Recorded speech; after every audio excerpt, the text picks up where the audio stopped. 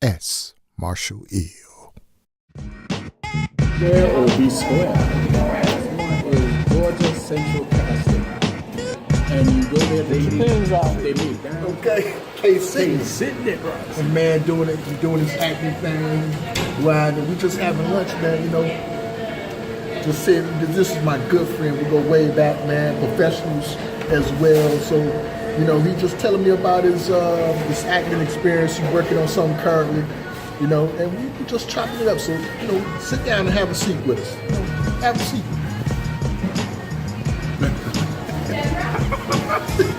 So what you got going on with the show, man? So when is Telling you, man, the show is with the Southern Shakespeare Company, Romeo and Juliet, May the 10th through the 13th in Cascade Park, Tallahassee, Florida. That's Thursday through Sunday, 7:30 p.m. Be there or be square. But what you saying about the rehearsal? oh, rehearsal is going great now. We got basically a full scale set in our little rehearsal space now. So what you were telling me about how your director, like, you know, you saying somebody you don't have notes and all like that. Okay. Well, one, can you explain in actor's term what notes are and what that means?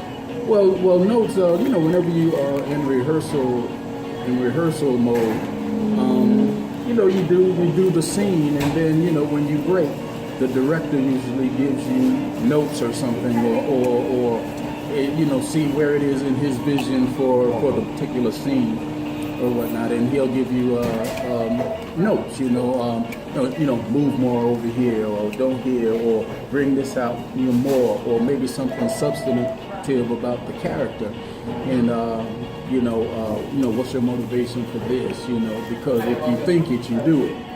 So, you know, because sometimes, you know, you can tell, you know, they just saying the words and not really feeling the emotion and what have you. So I was just telling Sincere here that, you know, sometimes you feel a little awkward because, you know, you're doing the scene and, you know, you break and everybody else is getting notes except you. And I'm like, oh shit, did he forget him? You know? Yeah, like, am I doing it right, wrong, what? But that's a referendum on how I am as an actor, and that if you do your homework and you know what the hell you're doing, then there's nothing to say. Because if you're doing something wrong or something not toward his goal or whatever, he'll say something. If you don't say something, then I'm doing what I need to do as an actor. So how do you, what do you do to prepare, like, for a role, like, well, this just comes from years of experience. Well, I mean, somebody may be out there that's an actor. I'm playing the role of Montague, which is Romeo's father. And, but see, one thing that helps is I'm a father myself. And, you know, and he was dealing with the frustration, because I don't know if you know the story of Romeo and Juliet, which everybody probably does. But he's in love at first sight with Juliet, but he's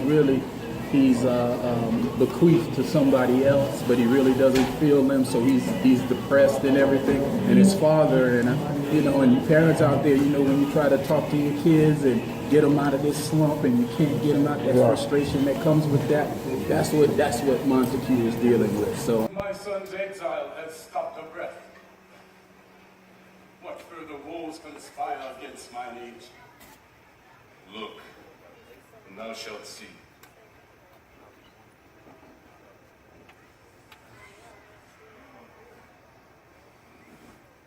Oh, thou untaught! What manners is it this? And, you know, I have 4 sons, so I done dealt with it. So you just kind of pull from that experience, life experiences. You pull from life, as an actor, you pull from life experience, you pull from emotional experience, you know. And what you think about this, like, you know, they said the guy that played Joker? Oh, Heath Ledger? You know, somebody locked yourself up in the Oh, that's room for a month or that's something. definitely method.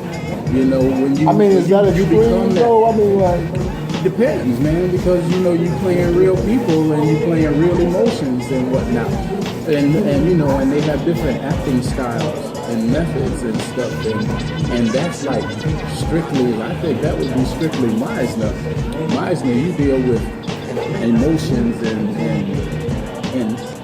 at the moment, you know, and feeling, and that's really hard to do.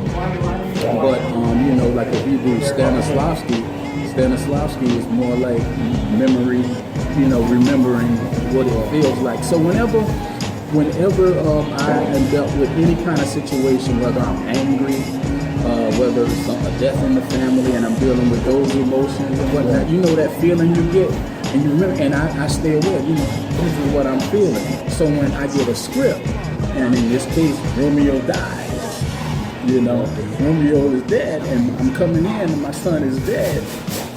You know, I got that. I know what that feels. Damn, I'm getting chills now. You pressed me for thy father to a grave. Bring forth the parties of suspicion.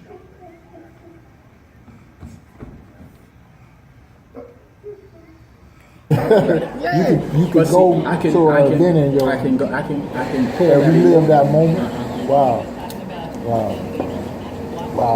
That's a skill within itself. You know. Yeah. Sometimes it comes natural, but you know, I've been doing this for a minute now, so. Yeah, but I mean, I think, but you just have a character. Since I know you. I'm crazy. Around the way, you hear me? So man, definitely, I mean, KB, you've been doing something, you've been on, out in the Atlanta area, trying to do things, you was out in LA, I think, what was that? At the Reader's Theater, Reader's Stage Reading Festival. Yeah. So yeah, definitely, you film folks out there, that's what you call theater? Hey, you might see me on the first episode of Greenleaf whenever they do the edit. Man, that was something, man. What was that experience like? Anytime you do background, that's just it's long, tedious days. Because most of the time you're doing nothing.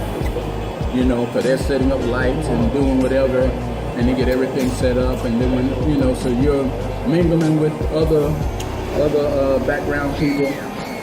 They do feed you very well. So you do eat, you know. Shouts out to Greenleaf for the food. Whoever their catering is, they did pretty good. You know. And then you know, you go to work and then they tell you what to do, you know, and you know, look at the pulpit, act like you know, you're listening to the sermon and you know, react, nod your head and stuff like that. But one thing that was very interesting, they did it at they filmed at New Birth Church, which is Bishop Eddie Long's church, which is huge and it's gorgeous. Oh my God! Man, this is really good, man. Yeah, man. Tropical Smoothie, man. I heard about it, but I thought they was playing with it over here, but they ain't playing with it. It's good food here, man. So how would somebody like?